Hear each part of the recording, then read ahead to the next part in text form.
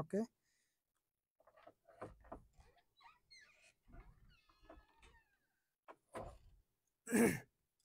সুপ্রিয় শিক্ষার্থীরা, সবাইকে স্বাগত জানাচ্ছি আজকে এডুকেটাম একাডেমির পক্ষ থেকে। আজকে যুক্তিবিদ্যার আরেকটি ক্লাস নিয়ে আমি উপস্থিত হচ্ছি। তো আজকে যুক্তিবিদ্যা দ্বিতীয় পত্রের যে চ্যাপ্টারগুলো নিয়ে ক্লাস নিব সেটা হচ্ছে আমাদের চতুর্থ অধ্যায় এবং ষষ্ঠ অধ্যায়, এবং এই ক্লাসের মাধ্যমেই আমরা যুক্তিবিদ্যার ক্লাসগুলো শেষ করে দেবো। মানে আমরা ইতিপূর্বে যতগুলো ক্লাস নিয়েছি এবং আজকে হচ্ছে সর্বশেষ ক্লাস। তো এখন আমরা যে বিষয়টা নিয়ে আলোচনা করব, এখানে আমি একটা কথা বলে রাখি যে আমরা এখানে আজকে দুইটা চ্যাপ্টার একসাথে আলোচনা করব। কারণ হচ্ছে আমাদের যে শেষের দুইটা চ্যাপ্টার এটা অনেক ছোট ছোট চ্যাপ্টার, আর এখানে যেগুলো আমাদের নতুন সিলেবাস অনুযায়ী, শর্ট সিলেবাস যেটাকে বলে, ওই সিলেবাস অনুযায়ী যতটুকু আছে জাস্ট অতটুকুই আমরা কভার করব। তো আমরা আলোচনাটা শুরু করি। ওয়ালাইকুম আসসালাম। ওকে, তাহলে আমরা শুরু করছি। হ্যাঁ, তো প্রথমেই যেটা আলোচনা করব সেটা হচ্ছে আমাদের চতুর্থ অধ্যায়, সেটার নাম হচ্ছে প্রকল্প, যেটাকে ইংরেজিতে আমরা হাইপোথিসিস বলে কি করে থাকি, অভিহিত করে থাকি। এখন এই প্রকল্পটা কি এবং এই যুক্তিবিদ্যার ক্ষেত্রে এই প্রকল্প কি নিয়ে কাজ করে সেই বিষয়ে আজকে আমরা কথা বলবো। তাহলে দেখেন, আমরা একটু স্লাইডটার দিকে লক্ষ্য করি। এখানে বলা আছে,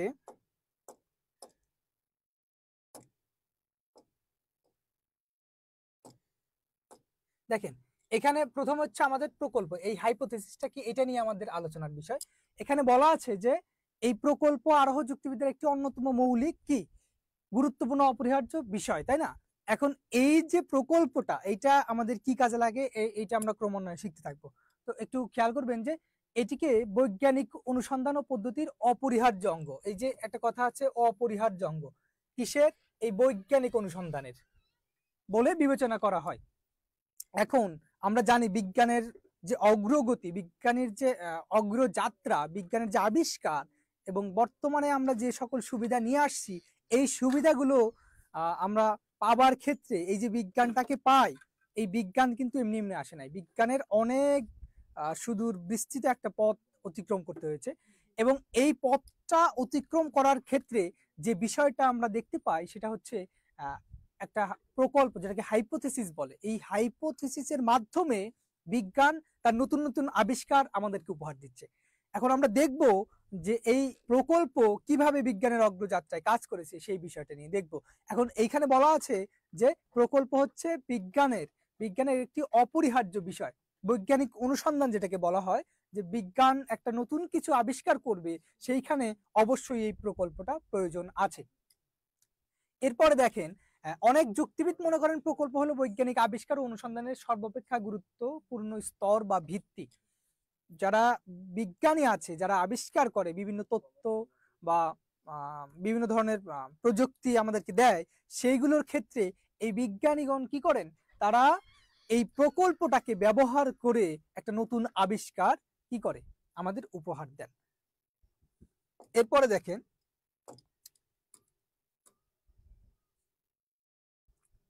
এই যে আমাদের প্রকল্প বিষয়টা, এইটার কিছু প্রাসঙ্গিকতা আছে এবং প্রকৃতি আছে, এইটা সম্পর্কে আমরা একটু জানবো। প্রাসঙ্গিকতাটাকে আমি ইতিপূর্বে যে ক্লাসগুলো নিয়েছি সেখানে বলার চেষ্টা করেছি।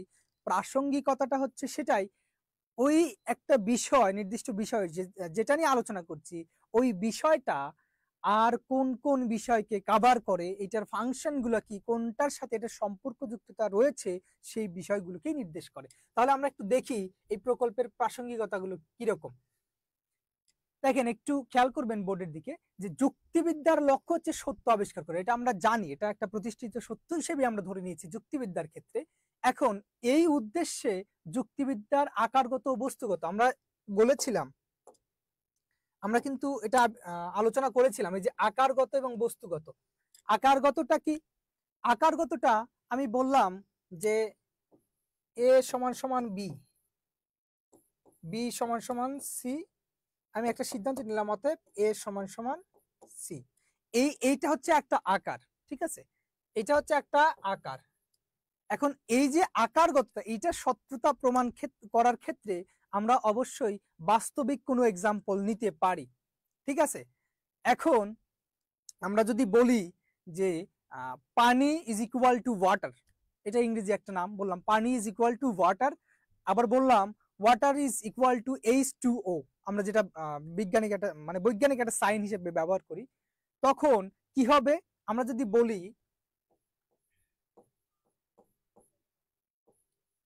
পানি ইজ ইকুয়াল টু ওয়াটার, হ্যাঁ, এখন এই ওয়াটার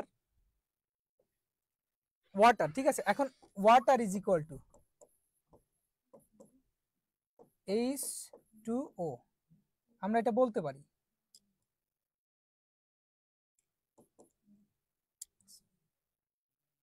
আচ্ছা, আমরা এইভাবে বলি,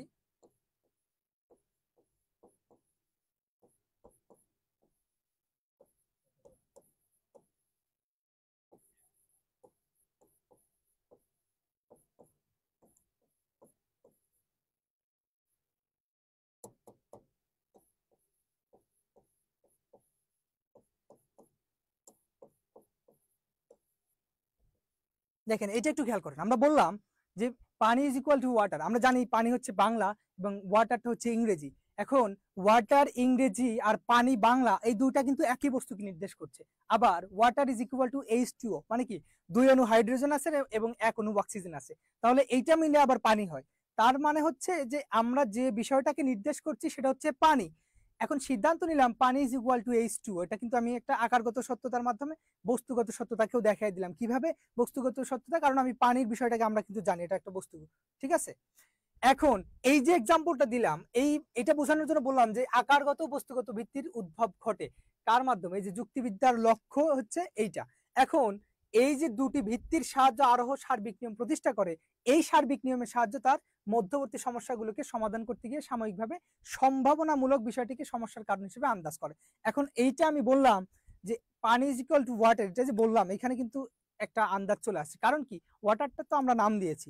আবার ওই যে আমাদের একটা কমন এক্সাম্পল আছে না, যে কোথাও ধোয়া উঠা দেখছি, তখন ওইখানে আমরা একটা ইয়া করে নিলাম, অনুমান করে নিলাম যে সেখানে অবশ্যই আগুন লাগছে। এখন এই আগুন লাগার বিষয়টা আমরা যদি মানে পরীক্ষা নিরীক্ষা না করি তাহলে কিন্তু একদম ক্লিয়ার করে বলতে পারছি না, জাস্ট একটা সম্ভাবনার মাধ্যমে বলে দিচ্ছি। তাহলে এই যে সম্ভাবনামূলক বিষয়টি এখানে চলে আসে, এইটা নিয়ে কিন্তু কাজ করে। এই আন্দাজ বা আনুমানিক ধারণা গঠন করাকে প্রকল্প বলে। তাহলে বোঝা গেল যে এই যে আমরা কোনো বিষয় সম্পর্কে আন্দাজ বা এই যে আনুমানিক ঘটনা যে গঠন করি, ধারণা গঠন করি, এইটাই হচ্ছে আমাদের এই প্রকল্প।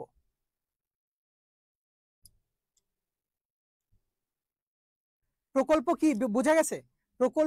প্রকল্পটা হচ্ছে আমরা যখন কোনো একটা বিষয় সম্পর্কে আন্দাজ করি, অর্থাৎ অনুমানই বলা যায়, অনুমান করি, তখন এই যে আনুমানিক ধারণা গঠন করলাম, অনুমানের মাধ্যমে একটা ধারণা গঠন করলাম যে এখানে এই কাজটা ঘটছে। আর একটা এক্সাম্পল আমি দিয়েছিলাম যে কোনো একটা স্টেডিয়ামের পাশ দিয়ে আমরা যাচ্ছি, এখন যাওয়ার সময় আমরা শুনলাম যে সেখানে অনেক ক্রাউড আছে, মানে অনেক চেঁচামেচি হচ্ছে। তখন আমরা সেখানে একটা আনুমানিক ধারণা গঠন করব, একটা সিদ্ধান্তে আসার চেষ্টা করব যে ওইখানে কোনো খেলাধুলা হচ্ছে, প্রচুর লোকের সমাগম আছে, সুতরাং ওইখান থেকে আওয়াজটা আসছে। এইটা হচ্ছে আমাদের একটা আনুমানিক ঘটনা। এই যে আনুমানিক ধারণা গঠন করা, এটাই হচ্ছে প্রকল্প। এতটুকু বোঝা গেছে কিনা? ওকে, আমরা নেক্সটে যাচ্ছি। আবার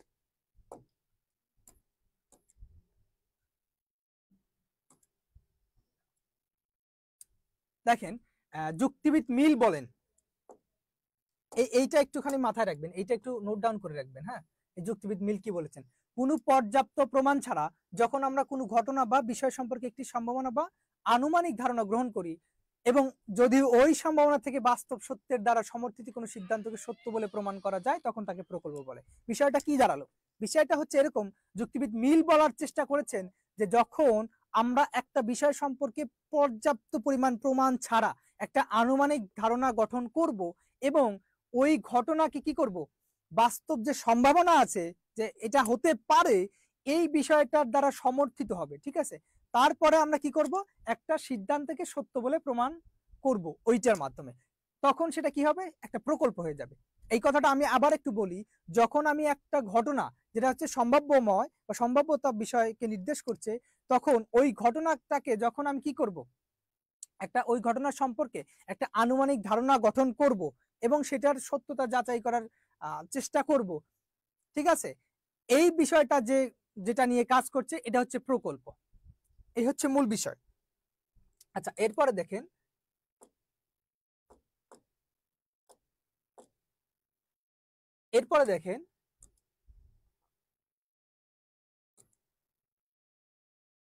এখন এই যে প্রকল্পের প্রাসঙ্গিকতা, এই প্রকল্পের প্রাসঙ্গিকতাটা কি, মানে এইটার সাথে আর কোন কোন বিষয় চলে আসে, যুক্ত হয়, এটা কি নিয়ে কাজ করে, এই সকল বিষয় নিয়ে হচ্ছে প্রাসঙ্গিকতা। তো এই পয়েন্ট করে দেওয়া আছে, আমি জাস্ট একটু বলে দেই। এরকম এই 1 নম্বর পয়েন্টটা খেয়াল করেন, প্রকল্পের ব্যবহার অপরিহার্য। কেন অপরিহার্য? আমি বলেছি যে বৈজ্ঞানিক যে আবিষ্কারগুলো আছে, বিজ্ঞান যেগুলো আমাদেরকে উপহার দিচ্ছে, আমাদের প্রযুক্তির মাধ্যমে আমাদের যে সুবিধা দিয়ে আসছে, এইগুলো কিন্তু আপনা আপনি হয়নি। এইখানে কিন্তু বিজ্ঞানীগণ কি করেছেন, বৈজ্ঞানিকগণ চেষ্টা করেছেন একটা প্রকল্প গঠন করার, এবং ওই প্রকল্পটাকে কিভাবে বাস্তবায়ন করা যায় সেটা সায়েন্টিফিক ওয়েতে তারা চেষ্টা করে গেছেন। কিন্তু ফার্স্ট কাজ হচ্ছে একটা প্রকল্প গঠন করা। কারণ হচ্ছে কি, প্রকল্পটা কি আমরা বলেছি যে আনুমানিক একটা ধারণা গঠন করতে হবে। আমি এক্সাম্পল এরকম ভাবে দিতে পারি, যদি আমি বলি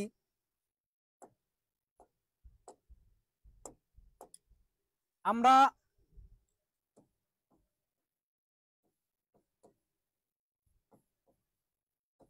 টলেমির নাম শুনছি অবশ্যই, টলেমি, হ্যাঁ, টলেমির নাম শুনেছি আমরা, তাই না? টলেমি কি বলেছিলেন?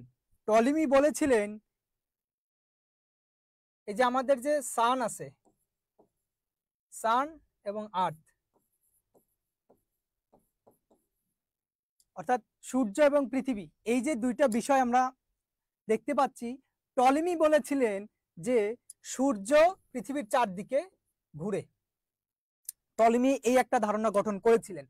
এখন এই যে আমি প্রথম প্রকল্পের যে ব্যবহার অপরিহার্য এটা আলোচনা করতে গিয়ে এটা দেখাচ্ছি এক্সাম্পলের মাধ্যমে যে টলেমি একজন কি ছিলেন, গ্রিক জ্যোতির্বিদ ছিলেন, তাই না? এখন এই টলেমি দেখালেন যে সূর্যটা কি করছে, পৃথিবীকে কেন্দ্র করে ঘুরছে, মানে পৃথিবী স্থির আছে আর সূর্যটা চারদিকে ঘুরছে। এই যে একটা অনুমান তিনি গঠন করলেন, আসলে এটা সত্য কিনা সেটা তো আমরা পরেই জানতে পেরেছি। কার কাছ থেকে জানতে পারলাম? তার পরবর্তীতে আসলেন কে?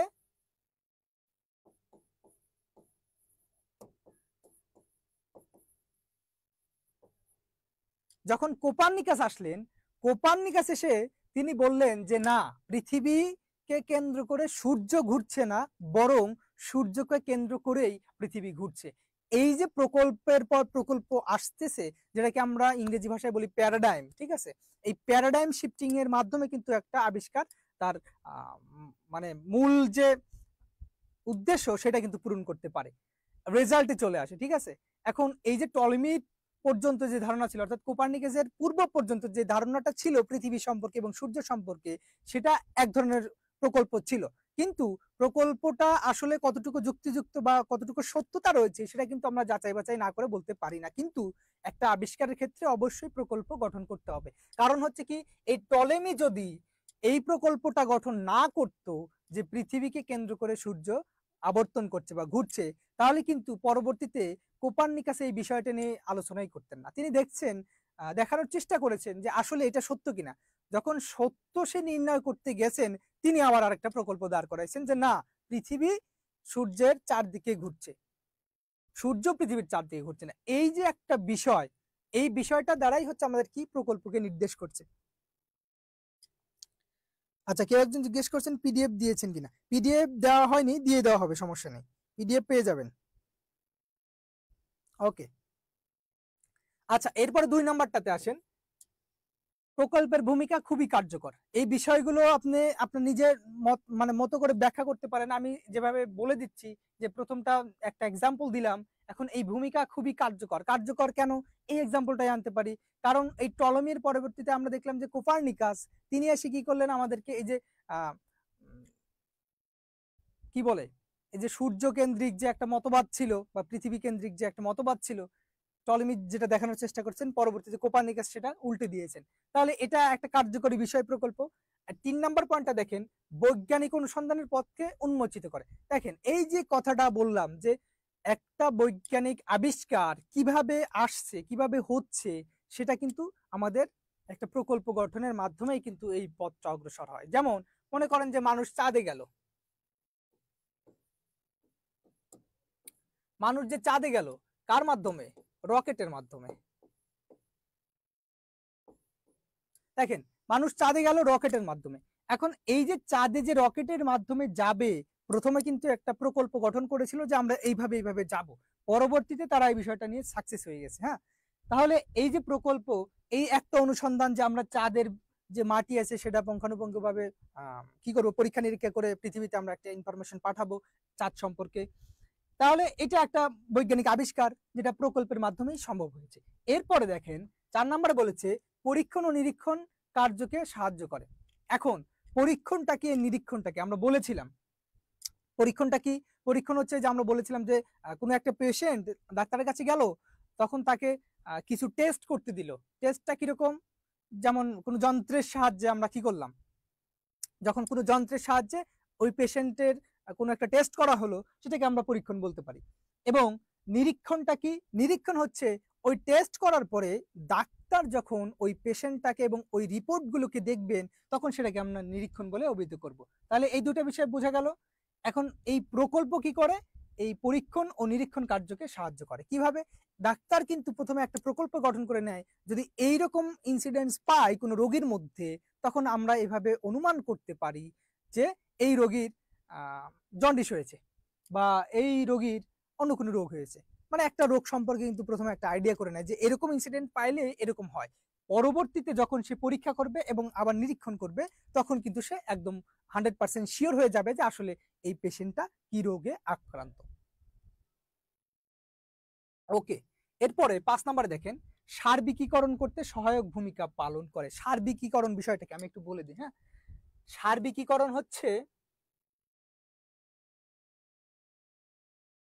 আচ্ছা দেখেন সার্বিকীকরণ কি?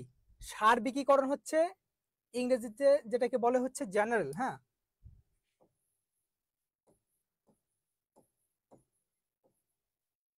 জেনারেল, যেটা বাংলা হচ্ছে সাধারণ। হ্যাঁ, সাধারণ। আর এটাকে আমি আর একটু ইয়ে করে নিতে পারি যে সকল,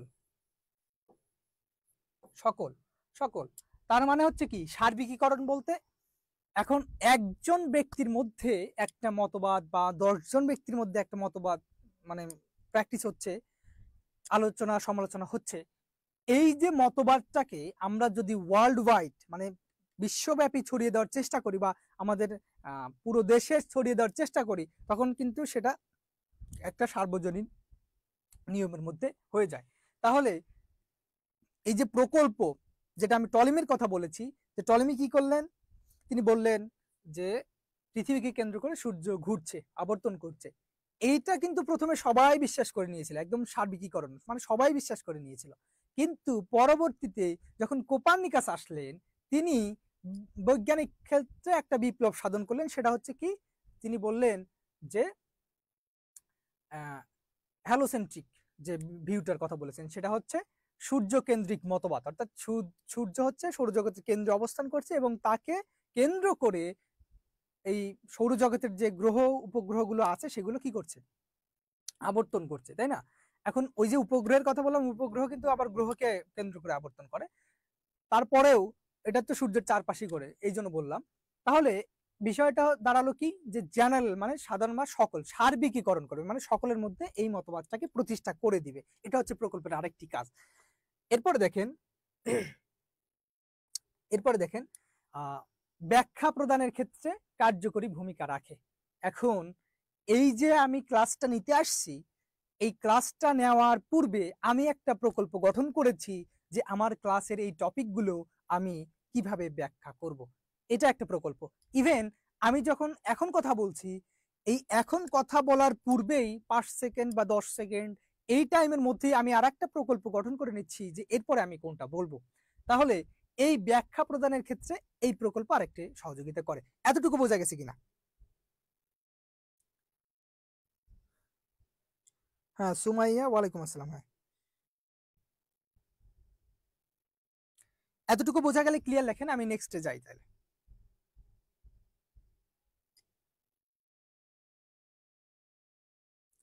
ওকে।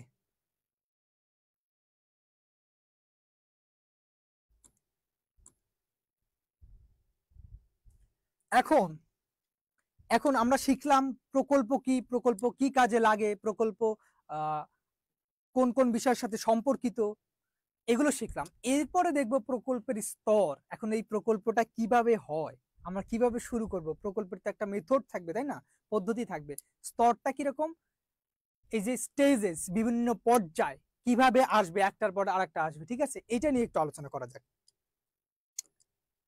দেখেন, বলা আছে যে কোনো বিষয়কে যথার্থভাবে ব্যাখ্যা দানের জন্য অপর্যাপ্ত তথ্যের প্রণীত আনুমানিক ধারণা গঠন করাকে প্রকল্প বলে। এটা আর একটা সংজ্ঞা, যাই হোক এটা আমাদের না জানলেও চলবে, আমরা যে সংজ্ঞাগুলো শিখেছি বলেছি মিলেরটা মানে কার্যকর বেশি, ওইটা নিয়ে বেশি আলোচনা করব আমরা। এখন এই যে প্রকল্পের স্তর, একটা প্রকল্প কিভাবে গঠন করব সেটা আমি একটু বলি। কিরকম, এই যে ক নাম্বার পয়েন্টটা আছে এখানে বলছে ঘটনার নিরীক্ষণ, কোনো একটা ঘটনা নিরীক্ষণ। আচ্ছা ধরে নিলাম এটা একটা স্কয়ার,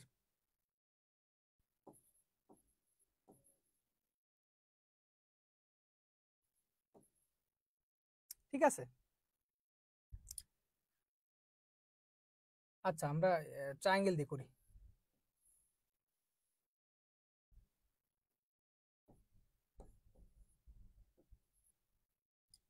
ট্রায়াঙ্গেল দিয়ে করি, আচ্ছা।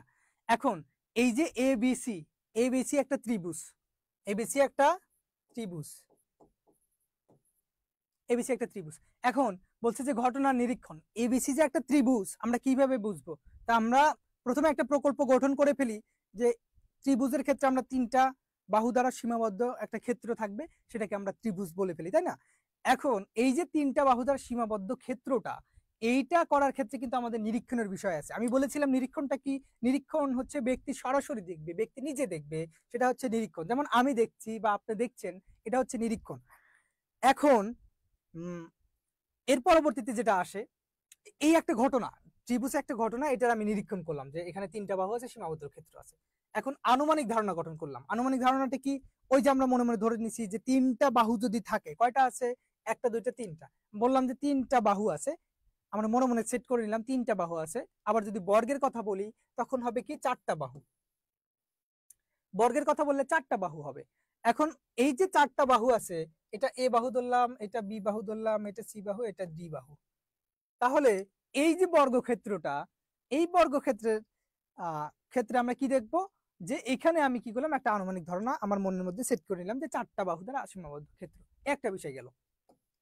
এরপরে সিদ্ধান্ত গ্রহণ করলাম যে তিনটা বা চারটা বাহু আছে, তিনটা বাহু থাকলে ত্রিভুজ, আর চারটা বাহু থাকলে চতুর্ভুজ বা বর্গ যেটাই বলি।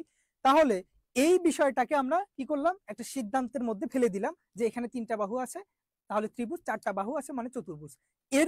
এরপরের যে কাজ, একদম লাস্ট স্টেজ যেটাকে বলে, সেটা হচ্ছে যাচাইকরণ। এটা হচ্ছে যাচাইকরণ। এই বিষয়টা, এই যাচাইকরণটা কি, যাচাইকরণের ক্ষেত্রে আমার মনের মধ্যে একটা প্রকল্প আছে এবং আমি একটা সিদ্ধান্ত নিয়েছি যে চারটা বাহু দ্বারা সীমাবদ্ধ ক্ষেত্র থাকলে চতুর্ভুজ হবে বা বর্গ হবে, তাই না। এখন এটা বর্গ, এটা আমি যাচাই করছি আসলে এটা বর্গ কিনা। তারপরে এটা ত্রিভুজ, তিনটা বাহু আছে, এটা ত্রিভুজ কিনা, এই যে যাচাইকরণ করলাম, এটাই হচ্ছে প্রকল্পের স্তর। তাহলে এখানে আমরা প্রকল্পের স্তর কয়টি দেখলাম, 1 2 3 4, এখানে আমরা চারটা দেখলাম। এখন প্রকল্পের স্তর কিন্তু চাইলেও বাড়ানো যেতে পারে, আমার ইচ্ছা মতো আমি বাড়াইতে পারি, কারণ তবে যতই বাড়াই এগুলো এই চারটার মধ্যে থেকেই আমরা এক্সটেন্ড করব আর কি, এর বাইরে আর আসলে যাওয়ার কোনো প্রয়োজন পড়ে না। তাহলে আমরা দেখলাম এই যে চার ধরনের স্তর, এই স্টেজগুলোর মাধ্যমে আমরা প্রকল্প কি করব, গঠন করব।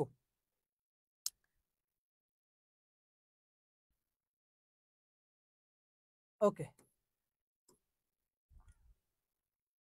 আচ্ছা। এখন প্রকল্প তো আমরা গঠন করলাম, প্রকল্প কিভাবে গঠিত হলো আমরা দেখলাম, কিন্তু প্রকল্প যে গঠন করলাম এই গঠনের ক্ষেত্রে আমাদের বৈধ অবৈধ দুইটা বিষয় থাকে। এখন বৈধ যদি জানি তাহলে আমরা বুঝতে পারবো যে বৈধর মধ্যে যে রুলস গুলো আছে, সেই রুলস গুলো জানলেই আমরা বুঝতে পারবো যে কোনটা বৈধ এবং কোনটা অবৈধ।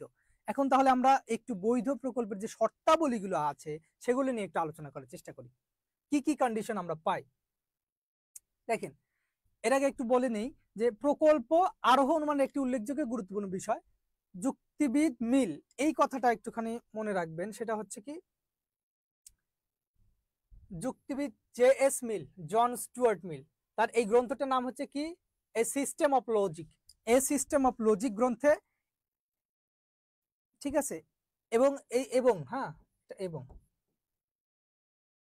এবং কোহেন ও নেগেল তাদের introduction to logic and scientific method, এই যে আর একটা গ্রন্থ, কোহেন এবং নেগেল তাদের এইটা গ্রন্থ। আর একটা হচ্ছে এই সিস্টেম অফ লজিক হচ্ছে জেস মিল মানে জন স্টুয়ার্ট মিল এর গ্রন্থ। এই গ্রন্থে কি করছেন, অত্যন্ত সুস্পষ্টভাবে প্রকল্পকে তুলে ধরেছেন। হ্যাঁ, তুলে ধরেছেন। প্রকল্পের ইংরেজি প্রতিশব্দ হচ্ছে হাইপোথিসিস। এইটা একটু মাথায় রাখবেন, এটা কিন্তু অনেক সময় আপনাদের এমসিকিউ ক্ষেত্রে চলে আসবে যে প্রকল্পের ইংরেজি প্রতিশব্দ কি বা হাইপোথিসিস বলতে কি বোঝায়। তখন আমরা কিন্তু প্রকল্পটাকে টিক চিহ্ন বা বৃত্ত বরাট করে ওটা করে দিব। হ্যাঁ, যার অর্থ হচ্ছে আনুমানিক ধারণা গঠন করা। ঠিক আছে, আনুমানিক ধারণা বা আনুমানিক ধারণা গঠন করা। তাহলে এরকম আসতে পারে যে হাইপোথিসিস বলতে কি বোঝায়, তখন আমরা কিন্তু একটা সংজ্ঞা দিয়ে এরকম একটা বলে দেব, ব্যাখ্যা করে দেব যে আনুমানিক ধারণা, কোনো বিষয় সম্পর্কে আনুমানিক ধারণা গঠন করাকেই হচ্ছে প্রকল্প বলা হয়। আচ্ছা, এখন আমরা একটু শর্তগুলো নিয়ে আলোচনা করি। হ্যাঁ, দেখেন প্রথমত কি বলা হয়েছে,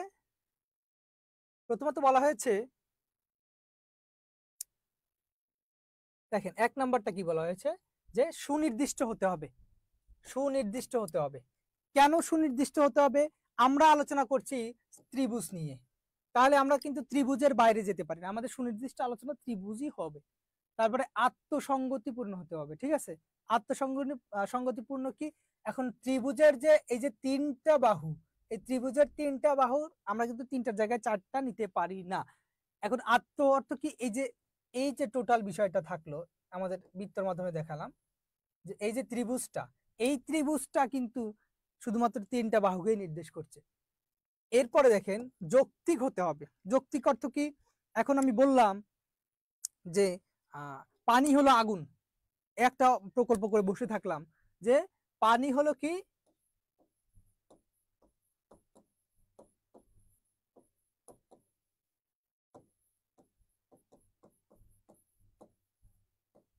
পানি হলো আগুন, এই একটা প্রকল্প করলাম যে পানি হলো আগুন।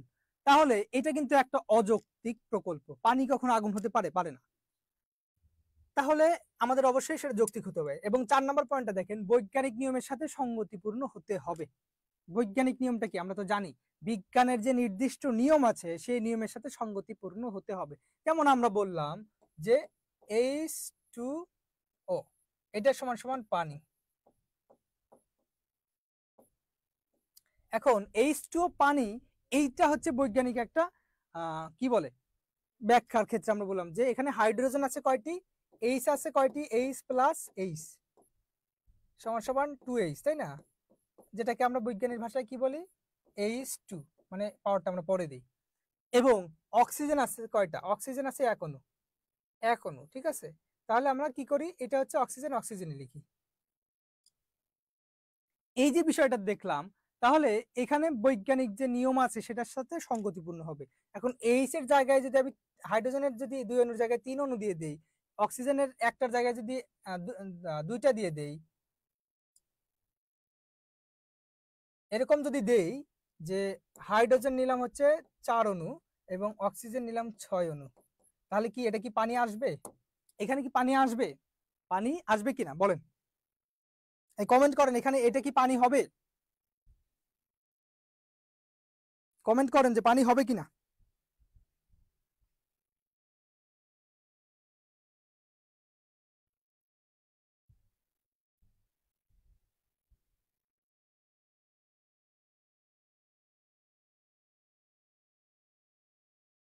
কমেন্ট করেন যে পানি হবে কিনা।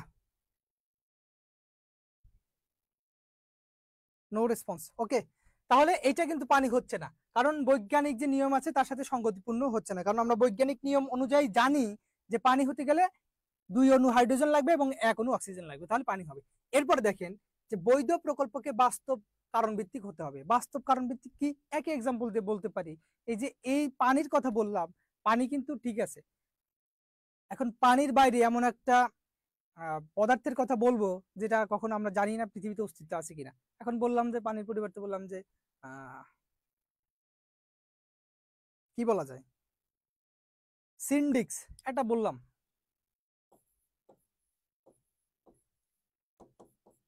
এই একটা নাম বললাম আমি, সিনডিক্স। ঠিক আছে, এখন এই সিনডিক্স দ্বারা কি বোঝায় সেটা কিন্তু আমরা মানে আসলেই জানি না। H2O দ্বারা যে পানি বোঝায় এটা জানি, বাট সিনডিক্স দ্বারা কি বোঝায় এটা জানি না। তাহলে এই যে আমাদের বৈধ প্রকল্প যে বাস্তব কারণ ভিত্তিক হতে হবে, সেটা হলো আমরা জানি যে যখন ফায়ার থাকবে, হ্যাঁ ফায়ার থাকবে, তখন সেখানে কিন্তু ধোঁয়া থাকবে। ঠিক আছে, ধোঁয়া থাকবে, ফায়ার থাকলে ধোঁয়া থাকবে, ফায়ার যদি না থাকে ধোঁয়া থাকবে না। তাহলে ফায়ারের ক্ষেত্রে অবশ্যই আমরা ধোঁয়াকে পাই, এই যে বাস্তব কারণ সঙ্গত থাকতে হবে। ঠিক আছে, এইটা হচ্ছে একটা বিষয়, শর্ত। এরপরে দেখেন 6 নম্বরে বলা আছে বৈধ প্রকল্পকে পর্যাপ্ত বা যথেষ্ট হতে হবে। এখন যথেষ্ট বা পর্যাপ্ত হওয়ার ক্ষেত্রে কি বোঝাচ্ছে, এইটা বোঝাচ্ছে যখন আপনি কোনো একটা বিষয় সম্পর্কে যুক্তি দিচ্ছেন এবং ওই যুক্তিতে আরেকজন আপনার সাথে যুক্তি দিচ্ছে, এখন দেখা গেল আপনি হেরে গেছেন, আপনি তার পরবর্তীতে আর কোনো যুক্তি দিতে পারছেন না, তখন কিন্তু সেই প্রকল্পটা পর্যাপ্ত নয়। তার মানে কি, তার মানে হচ্ছে যখন আপনি একটা সার্বিক সিদ্ধান্ত গঠন করে ফেলবেন, তখন ওই ক্ষেত্রে আপনাকে যুক্তির উপর যুক্তি দিতে হবে, যুক্তির উপর যুক্তি দিতে হবে। যদি আপনার সেটা সত্য হয় তাহলে তো আপনি অবশ্যই সেই সত্যটাকে প্রতিষ্ঠিত করতে পারবেন। আর যদি কোনো মিথ্যা একটা প্রকল্প গঠন করেন, তখন কিন্তু সেই প্রকল্পটা পর্যাপ্ত হবে না। কারণ কি, আপনি আউট অফ কনটেক্সটে চলে গেছেন। তাহলে কনটেক্সটের বাইরে গেলে আপনার যুক্তিটা কি হবে, মানে অপর্যাপ্ত হবে। আর যদি কনটেক্সটের মধ্যে থাকেন তাহলে অবশ্যই সেটা পর্যাপ্ত হবে। আচ্ছা, এটা গেল। এরপরে 7 নম্বর দেখেন বৈধ প্রকল্পকে পরীক্ষাত্মকভাবে ও সমর্থনযোগ্য হতে হবে। এখন যেটা বললাম যে H2O এর কথা যে বললাম, হ্যাঁ H2O এর কথা বললাম, H2 বললাম যে পানি, হ্যাঁ H2 হচ্ছে পানি। এখন এই যে পানি, এটা আমরা পরীক্ষা করব, পরীক্ষা করে দেখবো যে H2O মানে অরিজিনাল পানি কিনা। তাহলে আমরা 2 অণু হাইড্রোজেন নিলাম এবং 1 অণু অক্সিজেন নিয়ে এটা কি করলাম, একটা জারের মধ্যে নিয়ে আমরা তৈরি করার চেষ্টা করলাম যে আসলে পানি হয় কিনা। যদি হয় তাহলে পরীক্ষামূলকভাবে এটা সমর্থনযোগ্য হয়ে গেল যে H2O পানি হয়ে গেছে। ঠিক আছে, এটাই হচ্ছে আমাদের এই শর্তাবলী। এতটুকু বোঝা গেছে তো, এতটুকু বোঝা গেছে নাকি? হ্যাঁ, এখন দেখেন প্রকল্পের প্রমাণ নিয়ে কথা বলি। প্রমাণের ক্ষেত্রে আমরা কি বিষয়গুলো পাই? প্রথমত প্রথমত যে বিষয়টা আমরা দেখি সেটা হচ্ছে এখানে বলছে যাচাইকরণ। প্রকল্প প্রমাণের প্রথম এবং প্রধান পদ্ধতি হচ্ছে যাচাইকরণ। এখন একটা প্রকল্প গঠন করে বসে আছি, সেটা অবশ্যই যাচাইকরণ করতে হবে। আমরা কিন্তু এই যাচাইকরণটা ওই যে আমাদের স্টেজের কিন্তু সর্বশেষে পেয়েছিলাম, এটাও কিন্তু একটা প্রমাণ যে যাচাইকরণ করে দেখলাম আসলে কি হয়। এখন যুক্তিবিদগণ এই যাচাইকরণকে 2 ভাগে ভাগ করেছেন। কিভাবে করেছেন দেখেন, এখানে যে 2টা বিষয় পাই আমরা, এক হচ্ছে প্রত্যক্ষ যাচাইকরণ আর একটা হচ্ছে পরোক্ষ যাচাইকরণ। এখন প্রত্যক্ষ কি আর পরোক্ষ কি, আমি তো বলেছিলাম প্রত্যক্ষ মানে কি একদম সরাসরি আপনি গিয়ে দেখলেন, আর পরোক্ষ কি আপনি কোথাও শুনলেন বা কোনো একটা মনিটরিং বা কোনো একটা বিষয় থেকে জেনে নিলেন যে এটা আসলে এরকম হয়েছে কিনা। তাহলে এই যাচাইকরণের ক্ষেত্রে আমরা দেখলাম 2 ধরনের যাচাইকরণ, একটা হচ্ছে প্রত্যক্ষ আর একটা হচ্ছে পরোক্ষ। এরপরে দেখেন প্রমাণের ক্ষেত্রে আরেকটা বিষয় আসে, প্রকল্পটিকে পর্যাপ্ত হতে হবে। আমরা কিন্তু ওই শর্তের মধ্যে এটা ফেলেছিলাম, এটার আলোচনা না করি। এখন এই প্রকল্পটিকে একমাত্র হতে হবে, যে আমরা যেটা বলছিলাম যে সুনির্দিষ্ট হতে হবে, এটাই ঘুরে ফিরে আবার আসছে। ওকে, আচ্ছা, এখন আমাদের চতুর্থ অধ্যায়ের আলোচনা এই পর্যন্তই ছিল। এর বাইরে আর কোনো কিছুর প্রয়োজন আছে বলে আমি মনে করি না। আর সিলেবাসে আমাদের এতটুকু পর্যন্তই ছিল।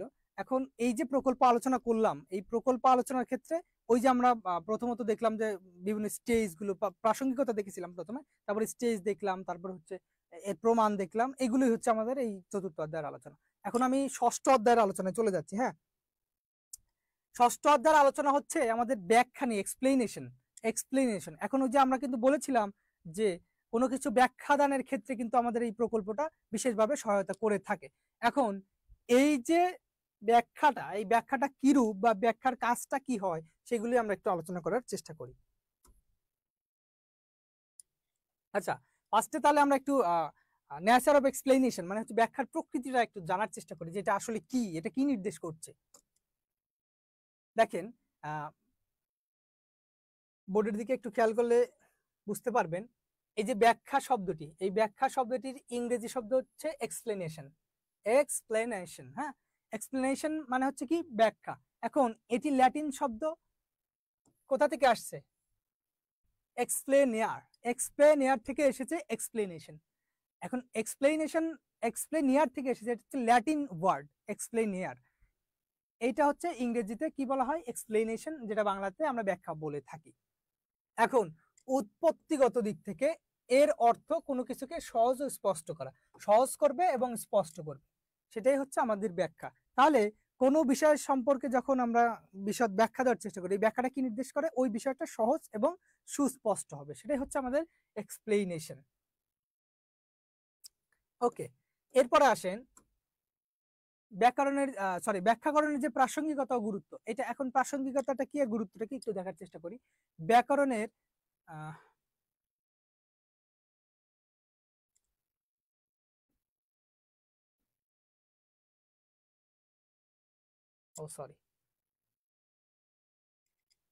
ব্যাখ্যাকরণের যথেষ্ট প্রাসঙ্গিকতা ও গুরুত্ব রয়েছে।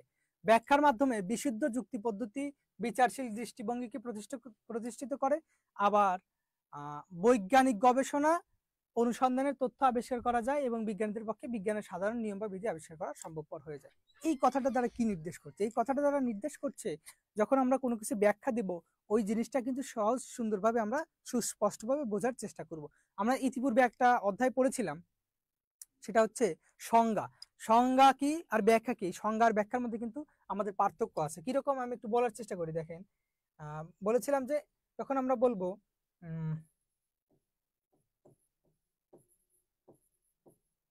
সংজ্ঞা আর একটা হচ্ছে ব্যাখ্যা।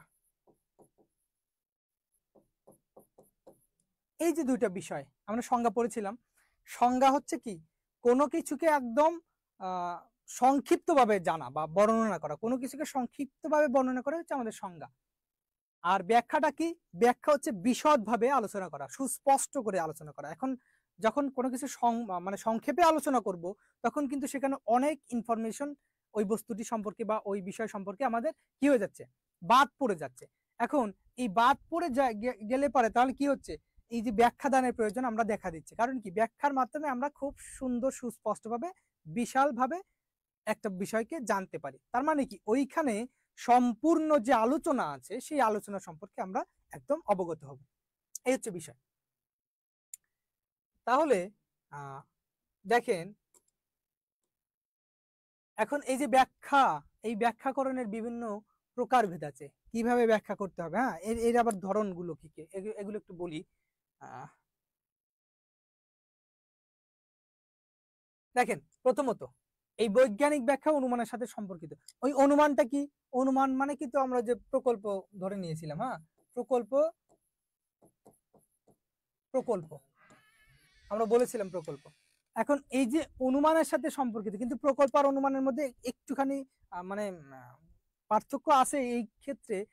সেটা হচ্ছে যে অনুমান হচ্ছে জ্ঞাত বিষয় থেকে অজ্ঞাত বিষয়ে যাওয়া, প্রকল্প বিষয়টা তাই, কিন্তু এটা একটু কাছাকাছি। হ্যাঁ, এটা একটু কাছাকাছি, কারণ কি এখানে পর্যাপ্ত পরিমাণ তথ্য আমরা নিয়ে তারপরেই একটা বিষয় সম্পর্কে ধারণা বা অনুমান গঠন করে থাকি। তাহলে এই একটা বিষয় গেল। এরপরে দেখেন, এই ব্যাখ্যা এই যে প্রকল্পের সাথে সম্পর্কিত, এটা তো বলেই দিলাম। হ্যাঁ, তারপরে বৈজ্ঞানিক ব্যাখ্যা সংযুক্তিকরণের সাথে সম্পর্কিত। সংযুক্তিকরণ মানে কি? ধরেন আমি একটা লেটার লিখলাম, একটা লেটার লিখেছি, এখানে আলোচনা শেষ, এখন একটা ইনফরমেশন, এটা আমাদের কিন্তু পেজ, এই পেজ, এখন এরকম ধরেন পেজ, এখন কিছু একটা বিষয় আছে যেটা মাঝখানে আলোচনা করার প্রয়োজন ছিল, কিন্তু আমরা কোনোভাবে সেটা মিস্টেক করে ফেলেছি। তখন কিন্তু আমরা এই নিচে ওই যে আমাদের ইয়া করে না, যে এনবি দেয় না, এভাবে দিয়ে যে আমরা কিন্তু আলোচনা করি। তার মানে কি? সংযুক্তি একটা দিয়ে দিই, অ্যাটাচমেন্ট যেটাকে বলে, অ্যাটাচমেন্ট। এখন এই অ্যাটাচমেন্টের ক্ষেত্রে কিন্তু আমরা কি করি? একটা বিষয়কে আবার ওই নিচে বা কোনো একটা জায়গায় সেটা উল্লেখ করে দিই যে এই ইনফরমেশনটা এখানে হবে। তাহলে এই বিষয়টা নির্দেশ করছে কি? যে সংযুক্তিকরণ। কোনো বিষয় আলোচনা করা আছে বা ব্যাখ্যা প্রদান করেছে, তখন সেখানে আবার কোনো কিছু যদি অ্যাড করার প্রয়োজন হয়, মানে সংযুক্তকরণ, হ্যাঁ, সেটা হচ্ছে এই ব্যাখ্যার মাধ্যমে আমরা করতে পারি। এরপরে আসেন এই যে বৈজ্ঞানিক ব্যাখ্যা শ্রেণীকরণের সাথে সম্পর্কিত। শ্রেণীকরণটা কি? এখন ধরেন আমি মানুষের শ্রেণীকরণ করলাম,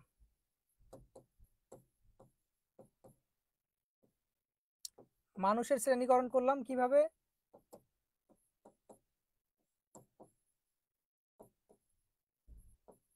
শিক্ষিত এবং অশিক্ষিতর ভিত্তিতে। হ্যাঁ, শিক্ষিত এবং অশিক্ষিত। তাহলে এই মানুষ পদটাকে যদি আমরা শ্রেণীকরণ করতে যাই, তাহলে শিক্ষিত অশিক্ষিতর ক্ষেত্রে আমরা গেলাম। এখন শিক্ষিতের ক্ষেত্রে আবার শ্রেণীকরণ আমরা করতে পারি আমাদের ইচ্ছা মতো। সেটা হচ্ছে বাংলাদেশি, আচ্ছা বাংলাদেশি, আর একটা হচ্ছে দিলাম হচ্ছে বিদেশি। ঠিক আছে, তাহলে বাংলাদেশি একটা গেল আর বিদেশি আর একটা গেল। এই যে শ্রেণীকরণ করতে যাচ্ছি, তাহলে এইটা কিন্তু আমরা ব্যাখ্যা দেওয়ার মাধ্যমে করতেছি। কিভাবে করতেছি? এটা হলো ব্যাখ্যা দিচ্ছি মানুষ পদের। এখন মানুষ পদের ব্যাখ্যা দিতে গিয়ে এটা শ্রেণী করছি যে শিক্ষিত অশিক্ষিত, তারপরে বাংলাদেশি বা বিদেশি। আবার অশিক্ষিতর ক্ষেত্রে আমরা এই বিষয়টাকে শ্রেণীকরণ করতে পারি। এই হচ্ছে আমাদের শ্রেণীকরণের সাথে সম্পর্কিত ব্যাখ্যা। এরপরে দেখেন বৈজ্ঞানিক ব্যাখ্যার কারণ আবিষ্কারের প্রক্রিয়া। বৈজ্ঞানিক ব্যাখ্যা কি করে? কারণ আবিষ্কার করে। কারণ কিভাবে আবিষ্কার করে? ধরেন এখন বলা হলো যে রকেট, রকেট যখন চাঁদে যায়, এখন ওই চাঁদে যাওয়ার একটা প্রক্রিয়া আছে, কিভাবে যায় এখানে কিন্তু একটা কারণ নির্দেশ করে।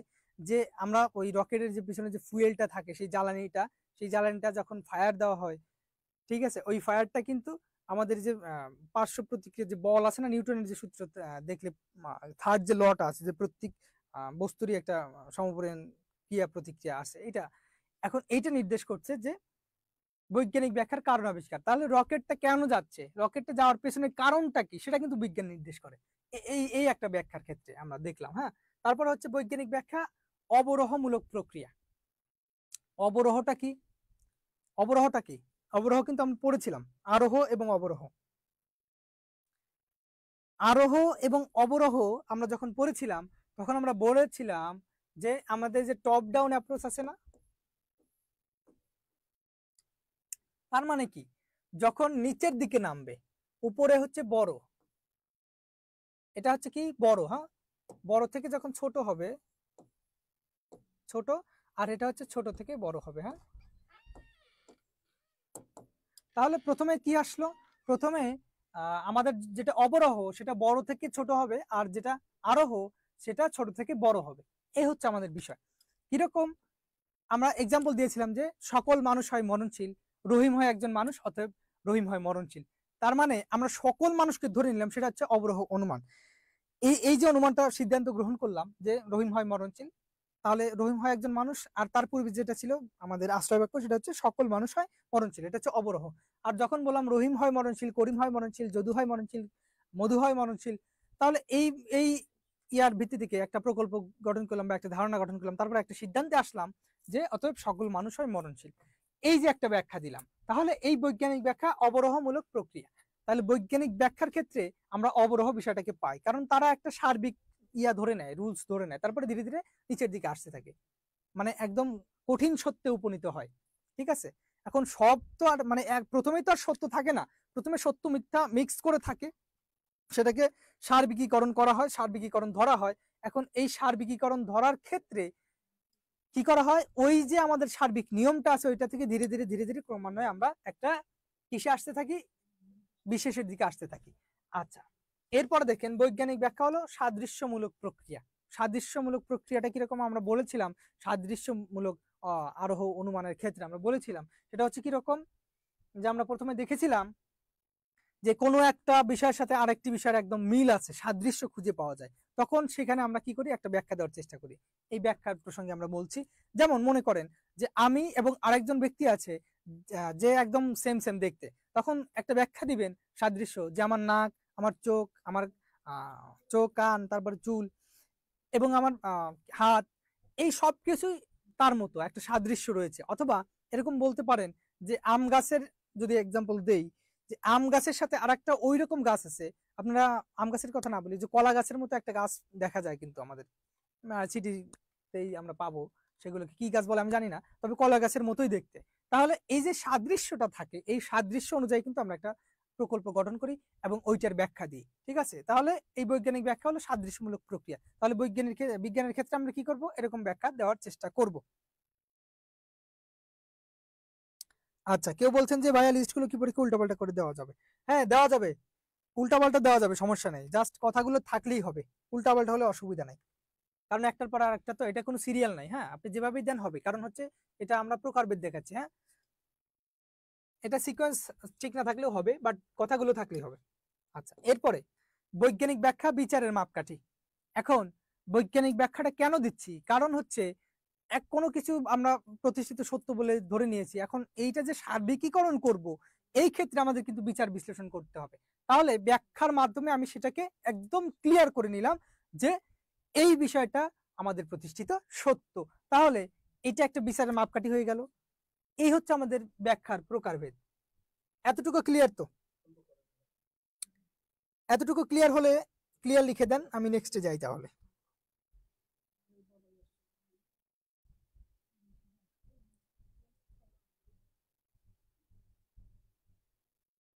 এতটুকু বুঝলে ক্লিয়ার লিখে দেন।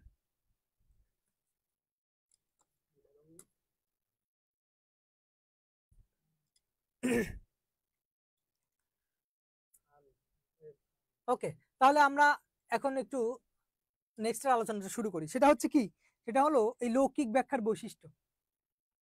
এখন ব্যাখ্যার ক্ষেত্রে আমরা বৈজ্ঞানিক ব্যাখ্যা দেখলাম, এখন একটু লৌকিক ব্যাখ্যাটা দেখি। লৌকিক ব্যাখ্যাটা কিরকম, বৈজ্ঞানিক ব্যাখ্যার কিন্তু শর্তগুলো বলে দিয়েছে, এখন লৌকিক ব্যাখ্যাটা কিরকম।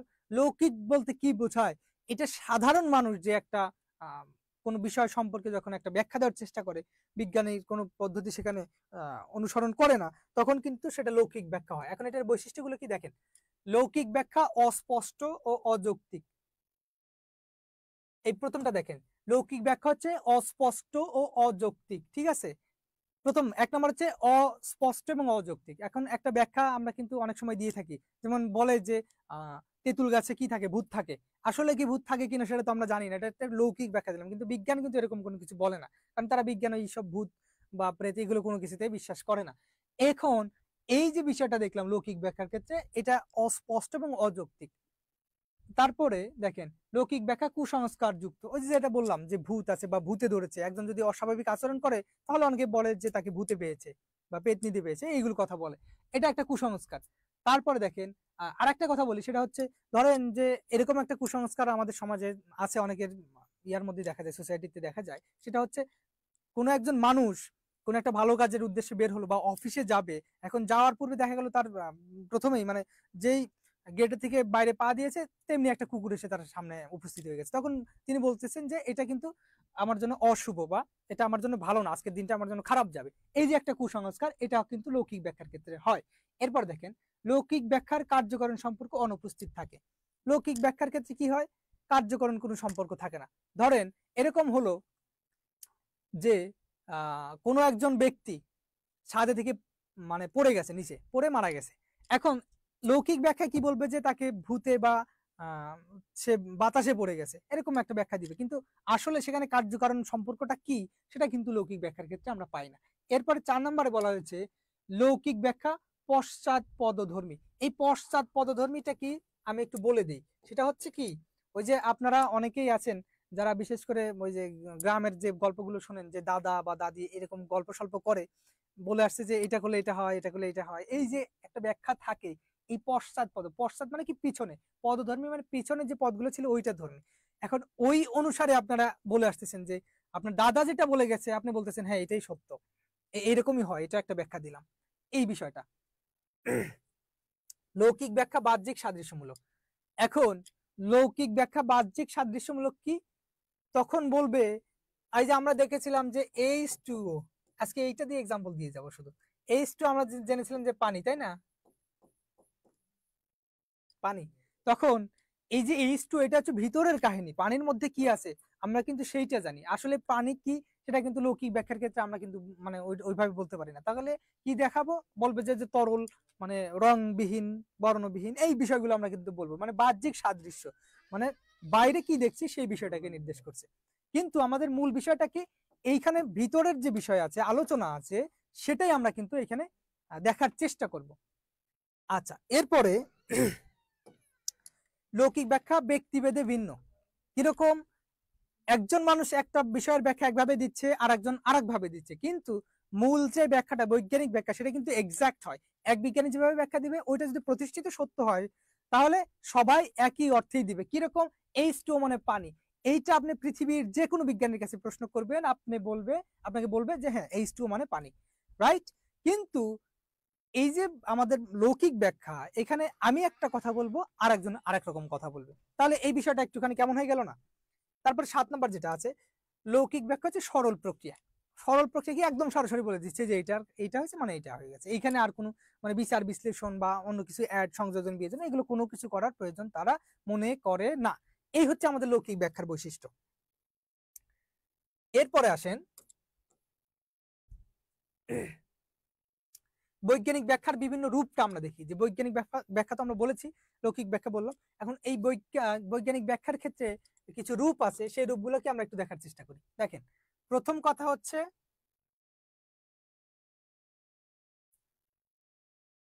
প্রথম যেটা বলা হয়েছে সেটা হলো বিশ্লেষণ। বিশ্লেষণ বৈজ্ঞানিক ব্যাখ্যায় অবশ্যই বিশ্লেষণ করতে হবে, একদম পুঙ্খানুপুঙ্খ ওই বিষয়টাকে বিশ্লেষণ করতে হবে, মানে অ্যানালাইসিস, ঠিক আছে? এরপর আছে শৃঙ্খল যোজন। শৃঙ্খল যোজন মানে কি? কোনো কিছু যোগ করলাম সেটার সাথে যে একটা সম্পর্ক, একটা মানে লেগে থাকার যে সম্পর্ক, সেটা হচ্ছে শৃঙ্খল যোজন, যেটাকে বলে কনসিডেনেশন। হ্যাঁ, কনসিডেনেশন, এটা হচ্ছে কনসিডেনেশন। এখন এই শৃঙ্খল যোজনটা কিন্তু থাকবে, অর্থাৎ একটা বিষয়কে আমি যোগ করলাম কোনো কিছুর সাথে, সেটার সাথে যে ওইটার যে সম্পর্ক জুড়ে থাকার বিষয়টা সেটা নির্দেশ করবে। আর একটা হচ্ছে অন্তর্ভুক্তি। অন্তর্ভুক্তিটা কি? ওইটারই অংশ, ওইটারই অংশ, ঠিক আছে? যেমন মনে করেন যে আমি H2O বললাম, H2O সমান সমান হচ্ছে পানি, পানি। এখন H2O মানে যে পানি, এই পানির ক্ষেত্রে এই যে পানির মধ্যে কিন্তু আমরা এই দুই জিনিসটার অন্তর্ভুক্তি পাই, এই পানির মধ্যে এই দুইটা জিনিসের অন্তর্ভুক্তি পাই। এই হচ্ছে আমাদের বৈজ্ঞানিক ব্যাখ্যার বিভিন্ন রূপ। এতটুকু ক্লিয়ার তো? এতটুকু ক্লিয়ার? হ্যাঁ, আচ্ছা, এতটুকু যদি ক্লিয়ার হয় তাহলে আমাদের এই ব্যাখ্যার আলোচনা এতটুকুই, কারণ লৌকিক ব্যাখ্যা, বৈজ্ঞানিক ব্যাখ্যা এবং এটার যে বিভিন্ন রূপ আছে এগুলো নিয়ে হচ্ছে আমাদের সিলেবাসের আলোচনা ছিল। তো মোটামুটি আমাদের এই দুটো চ্যাপ্টার আলোচনা করা শেষ। তো এখন আমরা কিছু এমসিকিউ সলভ করব। এমসিকিউ সলভ করেই আপনারা একটুখানি অ্যান্সার দেওয়ার চেষ্টা করবেন। আচ্ছা, প্রথমটা বলছে যে জোয়ার ভাটা ব্যাখ্যা করা কোন নিয়মের অধীন? জোয়ার ভাটা ব্যাখ্যা করা কোন নিয়মের অধীন? এটা কিন্তু ওই যে বৈজ্ঞানিক একটা ইয়ার কথা বলেছিলাম, ব্যাখ্যার কথা বলেছিলাম। এখন এই যে কার্যকারণ নিয়মের অধীন, অভেদ নিয়ম, বিকর্ষণ নিয়মের অধীন, নাকি মাধ্যাকর্ষণ নিয়মের অধীন, কোনটা হবে বলেন? এটার অ্যান্সার করেন। এটার অ্যান্সার করেন যে এই জোয়ার ভাটা কেন হয়, কোন নিয়মের মাধ্যমে হয়?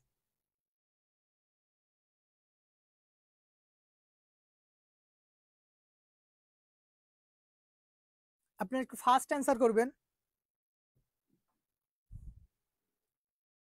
আচ্ছা, একজন বলছেন একে খ, বাকিরা একটু বলেন তাহলে আমরা এটা সলভ করি।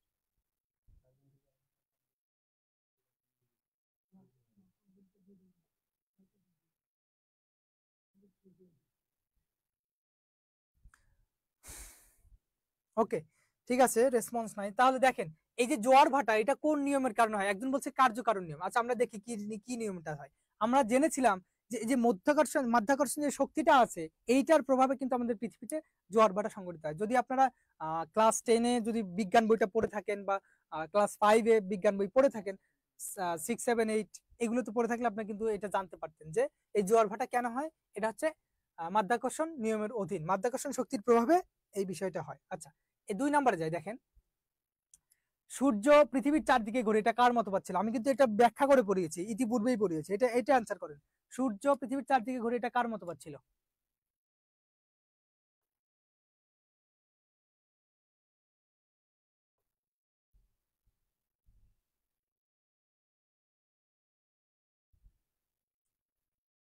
এটা অ্যান্সার করেন।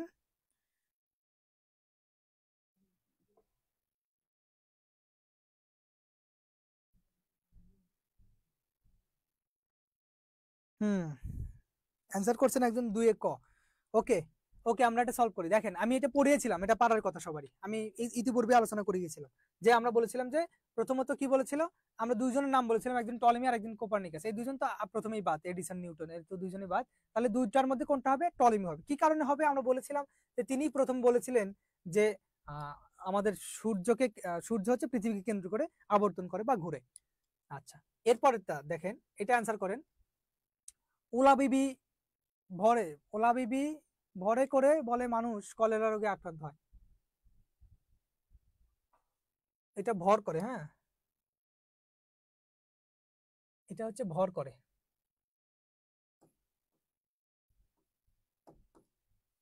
ওলা বিবি ভর করে, হ্যাঁ, ওলা বিবি ভর করে বলেই কি হয়, মানুষ কলেরা রোগে আক্রান্ত হয়। এটি কোন ধরনের ব্যাখ্যা? কার্যকারণ সংক্রান্ত, বৈজ্ঞানিক, লৌকিক নাকি অতিরঞ্জিত ব্যাখ্যা? 3 নাম্বারটা অ্যান্সার করেন। ওই যে আমরা বলেছিলাম লৌকিক ব্যাখ্যা কিন্তু অনেক সময় হয় যে ওই একটা অযৌক্তিক ব্যাখ্যা দিয়ে দেয়, দাঁড় করায় দেয়। যে ধরেন কারো কোনো রোগ হয়েছে, বলে তাকে ভূতে ধরেছে। তারপরে যে কোন একটা রোগ হয়ে গেছে, বলে যে তাকে ওলাভিবি পাইছে বা ওলাভিবি ভর করছে, এইসব এক্সেক্টা এক্সেক্টা বলে। তাহলে 3 হচ্ছে কি? গ, লৌকিক ব্যাখ্যা, রাইট। 3 হচ্ছে আমাদের লৌকিক ব্যাখ্যা, 3 হচ্ছে আমাদের লৌকিক ব্যাখ্যা। হ্যাঁ, তাহলে দেখলাম লৌকিক ব্যাখ্যা। আচ্ছা, এরপরে দেখেন 4 নম্বরে কি বলা আছে। একটি নৌকার গতি ব্যাখ্যা করার সময় নদীর স্রোত, বাতাসের শক্তি ও দাঁড়ের ব্যবহার ইত্যাদি একসাথে কাজ করার বিষয় উল্লেখ করা হলো। এটি বৈজ্ঞানিক ব্যাখ্যার কোন রূপ? বিশ্লেষণ, সংশ্লেষণ, অন্তর্ভুক্তি নাকি শৃঙ্খল যোজন? বলেন, এইটা বলেন। 4 নাম্বারটা অ্যান্সার করেন।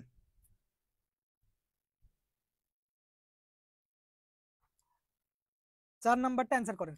একটি নৌকার গতি ব্যাখ্যা করার সময় নদীর স্রোত, বাতাসের শক্তি, দাঁড়ের ব্যবহার ইত্যাদি একসাথে কাজ করার বিষয় উল্লেখ করা হলো। এটি বৈজ্ঞানিক ব্যাখ্যার কোন রূপ? আমরা যে বিভিন্ন রূপ দেখেছিলাম কিন্তু, বিশ্লেষণ, সংশ্লেষণ, অন্তর্ভুক্তি, শৃঙ্খল যোজন, কিন্তু এইখানে কিন্তু এই দুইটা বিষয় আমরা পাই নাই, বিশ্লেষণ সংশ্লেষণ। আমরা দুইটা এই দুইটা বিষয় পেয়েছিলাম নিচে, অন্তর্ভুক্তি এবং শৃঙ্খল যোজন। একজন বলছেন 4 নাম্বার বলছেন একজন ক, তাই না? একজন বলছেন ক। আচ্ছা, আমরা সলভ করি এটা, দেখেন। এটা রাইট। কারণ হলো কি, এখন এই যে আমাদের অন্তর্ভুক্তি, শৃঙ্খল যোজন বিয়োজন, এই যে দুটা বিষয় আমরা আলোচনা করেছিলাম, এইখানে আমরা কি দেখেছিলাম? এইখানে কোনো কিছু অ্যাড করছে কিন্তু, কিন্তু এই যে বিষয়টা, একটা নৌকার গতি যখন ব্যাখ্যা করব, তখন কিন্তু সেটাকে আমাদের বিশ্লেষণ করতে হবে, তাই না? তাহলে বিশ্লেষণ করার ক্ষেত্রে অবশ্যই আমরা কি করব? নদীর স্রোত দেখবো, বাতাসের শক্তি, দাঁড়ের ব্যবহার ইত্যাদিকে বিশ্লেষণ করব। মানে ওই বিষয়টার মধ্যে যা কিছু আছে সেটাকে বিশ্লেষণ করে আমরা কি করব? এই একটা ইয়ে দাঁড় করবো না। ক না, সরি, গ হবে না, ক রাইট, ক রাইট, ক বিশ্লেষণ হবে। আমরা ইয়াতে পেয়েছিলাম বৈজ্ঞানিক ব্যাখ্যার যে ইয়ার মধ্যে পেয়েছিলাম, মানে স্টেজের মধ্যে অন্তর্ভুক্তি, শৃঙ্খল যোজন পেয়েছিলাম, বাট এটা বিশ্লেষণ হবে। কেন হবে? যে বললাম। ওকে, 5 নাম্বারটা দেখেন। 5 নাম্বারটা দেখেন, ব্যাখ্যার প্রয়োজনীয়তা কোন ক্ষেত্রে অপরিসীম? ব্যাখ্যার প্রয়োজনীয়তা কোথায় অপরিসীম? ব্যাখ্যার প্রয়োজন কোথায় আমরা পাই? সেটা হচ্ছে প্রকল্পের বৈধতা নিরূপণের ক্ষেত্রে, যৌক্তিক জ্ঞান লাভের ক্ষেত্রে, সুনির্দিষ্ট জ্ঞান লাভের ক্ষেত্রে, নাকি দুর্বোধ্যতা দূরীকরণের ক্ষেত্রে? এইটা বলেন। প্রকল্পের ব্যাখ্যা বৈধতা, এটা হচ্ছে ব্যাখ্যার প্রয়োজনটা কোথা, কোন ক্ষেত্রে অপরিসীম? 5 নাম্বার অ্যান্সার করেন, 5 নাম্বার।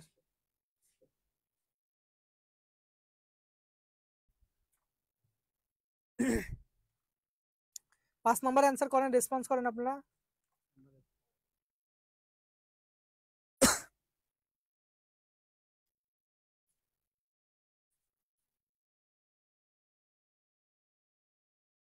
আচ্ছা, একজন ক বলছেন প্রকল্পের বৈধতা নিরূপণের ক্ষেত্রে। ওকে, আমরা দেখি নেই কি হবে। হ্যাঁ, দেখেন, আমরা বলেছিলাম যে ব্যাখ্যা কেন দেই, ব্যাখ্যা কেন দেই? সুস্পষ্ট, সুনির্দিষ্ট, দুর্বোধ্যতা, এই বিষয়গুলো কি করার জন্য? প্রকাশ করার জন্য। তো সেই ক্ষেত্রে এই যে প্রকল্পের বিষয়টা আনছেন, এটা একজন অ্যান্সার করছেন। আসলে প্রকল্পের বৈধতা নিরূপণ করার ক্ষেত্রে তো আমরা ওই আমাদের অনুমানই যথেষ্ট, তাই না? ওইখানে তার নতুন করে ব্যাখ্যার প্রয়োজন পড়তেছে না। কিন্তু এই যে দুর্বোধ্যতা দূরীকরণের ক্ষেত্রে ব্যাখ্যা দিতে হচ্ছে কিরকম? ধরেন আমি একটা সংজ্ঞা দিলাম যে মানুষ হয় দ্বিপাদ বিশিষ্ট, দ্বিহাত বিশিষ্ট, দু চোখ বিশিষ্ট, দু কর্ণ বিশিষ্ট, এইভাবে একটা যদি সংজ্ঞা দেই, ওইটাকে ব্যাখ্যা করার প্রয়োজন আছে। কারণ কি? ওইটার মধ্যে দুর্বোধ্যতা আছে, তাই না? এখন আমরা জানি, দেখেন একটা কথা বলি, সেটা হলো এই যে এখানে একটু খেয়াল করবেন, পানি,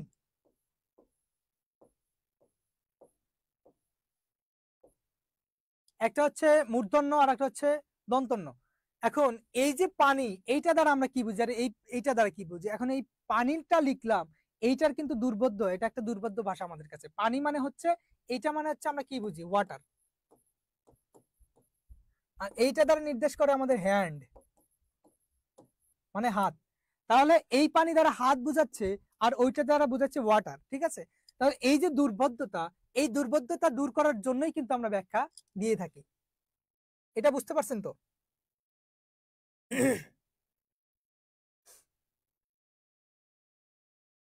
এটা বুঝতে পারছেন? আচ্ছা, এরপরে তাহলে আমরা যাই। দেখেন দেখেন আহ্নিক ও বার্ষিক গতির ফলেই দিন ও রাত হয়, এই উক্তিটির মধ্য দিয়ে নিচের কোনটির প্রতিফলন ঘটেছে? অনিরীক্ষণ অনুপপত্তি, সহকার্যকে কারণ বলাজনিত অনুপপত্তি, নাকি কাকতালীয় অনুপপত্তি, নাকি দূরবর্তী শর্তকে কারণ বলাজনিত অনুপপত্তি? এটা কি হবে? 6 নম্বরটা অ্যান্সার করেন। আহ্নিক গতি বার্ষিক গতির ফলেই দিন ও রাত হয়, এই উক্তিটির মধ্য দিয়ে নিচের কোনটির প্রতিফলন ঘটেছে?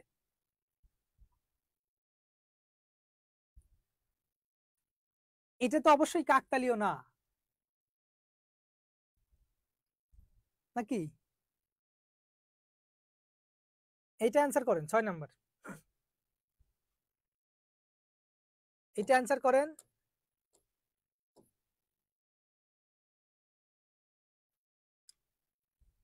তাহলে এটা কি হবে অ্যান্সার? আচ্ছা, আপনারা অ্যান্সার করছেন না, যাই হোক আমি সলভ করে দিই। দেখেন, তাহলে এই যে আহ্নিক গতি ও বার্ষিক গতির ফলে যে দিন রাত্রি সংঘটিত হচ্ছে, এই বিষয়টা দ্বারা নির্দেশ করছে কি? অনিরীক্ষণ। এটা তো অবশ্যই না। এখন এইটা অনিরীক্ষণ না, এটা আমরা পড়ি নাই। তারপরে কাকতালীয় তো না, এটা তো এমনি এমনি হচ্ছে না। তারপরে দূরবর্তী শর্তকে কারণ বলা যায় তো অনুপপত্তি, এইটা নাকি এইটা? এখন দূরবর্তী শর্তকে কারণ কেন কেন বলবো? এটা কি দূরের কোনো শর্ত? অবশ্যই না। এই যে আহ্নিক গতি বার্ষিক গতি আছে, এটার সাথে তো আমাদের কার্যকারণ সম্পর্ক আছে, তাই না? তাহলে এটা হবে না। তাহলে কি হবে? খ হবে। কিভাবে? যে সহকার্যকে কারণ বলা জনিত অনুপপত্তি কেন হবে? কারণ এই যে আহ্নিক গতি বা বার্ষিক গতি, এটা হলে পরে দিন রাত্রি সংঘটিত, এটা একটা সহকার্য কারণ জনিত বলা জনিত অনুপপত্তি। কারণ কি? এটা আপনি কি বলছেন? এটা কার্যকারণ সম্পর্কে, কিন্তু আপনি এটা যখন সহকার্য বলছেন তখন কিন্তু অ্যান্সারটা হচ্ছে না। তাহলে আমাদের অ্যান্সারটা কি হবে? অ্যান্সারটা হবে খ। অ্যান্সারটা হবে খ।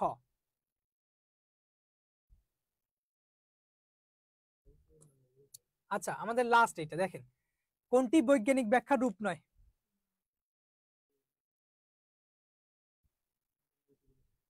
কোনটি বৈজ্ঞানিক ব্যাখ্যার রূপ নয়? আমরা পড়েছিলাম বিশ্লেষণ, শৃঙ্খল যোজন, অন্তর্ভুক্তি, এটা পড়েছিলাম।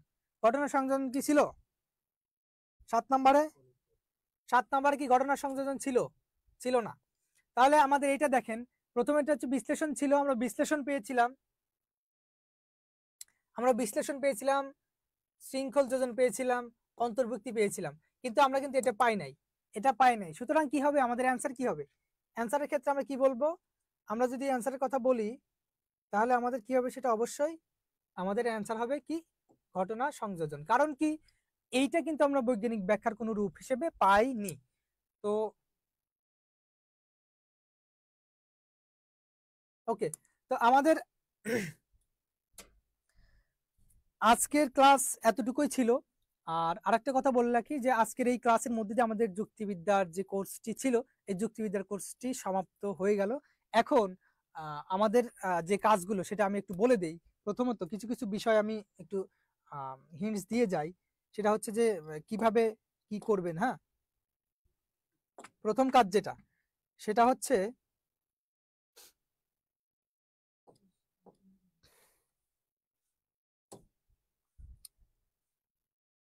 আচ্ছা, প্রথম কাজ হচ্ছে কি আমাদের? প্রথম কাজ, 1 নাম্বার কাজটা কি? 1 নাম্বার কাজ হচ্ছে আমরা বই ভালো করে পড়বো, বই ভালো করে পড়বো, ঠিক আছে?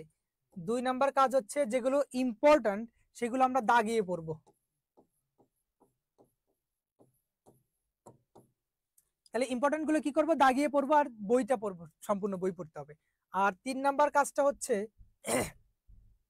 কোনটা আমাদের ক ক্ষেত্রে আসতে পারে, ক নাম্বারের ক্ষেত্রে কোনটা আসতে পারে সেইটা আর হচ্ছে এমসিকিউ কিন্তু আমাদের সেমই হয় অনেক সময়, ঠিক আছে? এমসিকিউ কিন্তু আমাদের সেমই হয়, অর্থাৎ ক এবং এমসিকিউ অর্থাৎ জ্ঞানমূলক যেটা হয় আর এমসিকিউ এটা কিন্তু সেম কোশ্চেন হয়, সেগুলো আইডেন্টিফাই করে পড়বো। এই হচ্ছে আমাদের বিষয়। হ্যাঁ, তো এই বিষয়গুলো যদি আমরা জানি তাহলে কিন্তু আমরা খুব সহজেই কি করতে পারবো, এই বিষয়টা সম্পর্কে একটা ভালো ধারণা রাখতে পারবো বা ভালোভাবে পরীক্ষাটা শেষ করতে পারবো। তো সবার জন্য শুভকামনা জানিয়ে আজকে আমি আমার ক্লাসটা এখানে শেষ করছি। হয়তো আজকে আপনাদের সাথে এটাই শেষ ক্লাস। সবাই ভালো থাকবেন, সুস্থ থাকবেন, সবার জন্য শুভকামনা থাকলো। Thank you ball.